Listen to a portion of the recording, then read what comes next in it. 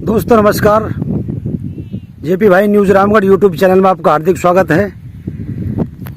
दोस्तों, जो sign board आपको नज़र आ रहा है, RIICO welcomes YouTube proposed industrial area Ramgarh village Bagad Rajput, ये साइन बोर्ड आज हमारे गांव में चर्चा का विषय बना हुआ है कि ये बोर्ड किस चीज़ का है, किसने लगाया है। तो जहाँ तक मेरी जानकारी में है, ये जो बोर्ड है रिको ने लगाया है और हमारे गांव में 100 बीघा के आसपास, यानी कि 100 बीघा से ज़्यादा ज़मीन रिको ने एक्वायर की है। तो सर्वप्रथम तो एसडीएम रामगढ़ और जिला कलेक्टर महोदय का बहुत बहुत धन्यवाद, जिन्होंने राज्य सरकार के आदेश अनुसार अपने अथक प्रयासों से इस गांव में इस ज़मीन को अलॉट किया है। अब आने वाले समय में हमारे गांव का जो विकास है उसमें चार चांद लग जाएंगे। ग्राम पंचायत बगड़ राजपूत में और आसपास के गांव में गांव के लोगों को रोजगार मिलेगा, क्योंकि यहां पर फूड पार्क का मतलब है खाने पीने की जो फैक्ट्रियां वो लगेंगी। जैसे तेल मिल भी हो सकती है, आटा मिल भी हो सकती है कि गांव से सरसों खरीद के तेल निकाला जाए और गांव से गेहूं खरीद के आटा बनाया जाए। टोस्ट वगैरह, फैन वगैरह, नमकीन वगैरह की फैक्ट्रियाँ लगाई जाएँ, जिससे गांव का विकास हो। इस तरह की सरकार की योजना है, इसके लिए हमारे गांव को चुना गया है और इसमें 100 बीघा से ज़्यादा जो ज़मीन है उसको अलॉट किया गया है। तो इसलिए मैं कलेक्टर साहब का और एसडीएम रामगढ़ का बहुत बहुत धन्यवाद देना चाहता हूं।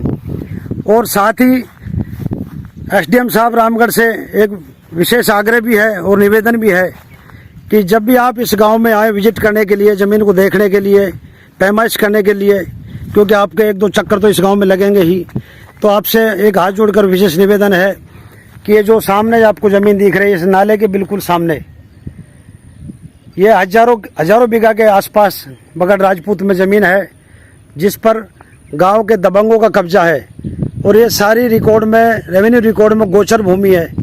तो श्रीमान कलेक्टर महोदय और उपखंड अधिकारी रामगढ़ महोदय से हाथ जोड़कर विनम्र निवेदन है कि इन लोगों के खिलाफ भी कठोर से कठोर कार्रवाई की जाए, क्योंकि इन्होंने 500 रुपये के स्टाम्प पेपर पर एग्रीमेंट कर रखा है सरकार से कि हम इस ज़मीन को दोबारा से नहीं बोएंगे।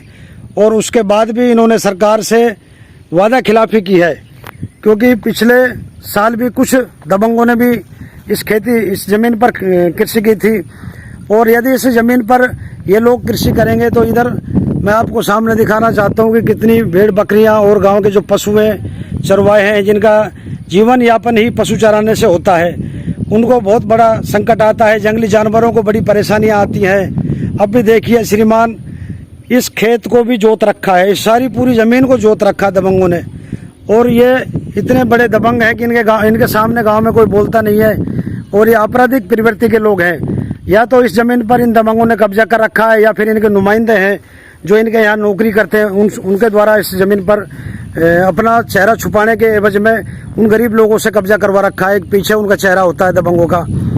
और ये देखिए, आपको जहाँ तक मेरी कैमरे की नज़र जाएगी, रेवेन्यू रिकॉर्ड के अनुसार ये 1000 बीघा से ज़्यादा बगड़ राजपूत में गोचर भूमि है। तो श्रीमान एसडीएम साहब, जब भी आप गाँव में विजिट करने के लिए आवें, तो इन दबंगों के ऊपर भी, जिन्होंने भी इन खेतों को जोत रखा है, इस ज़मीन पर जिन्होंने भी हल चलाया है, पटवारी जी ने उनके खिलाफ भी कार्रवाई करवा रखी है। लेकिन पटवारी जी की कार्रवाई से लोग डरते नहीं है।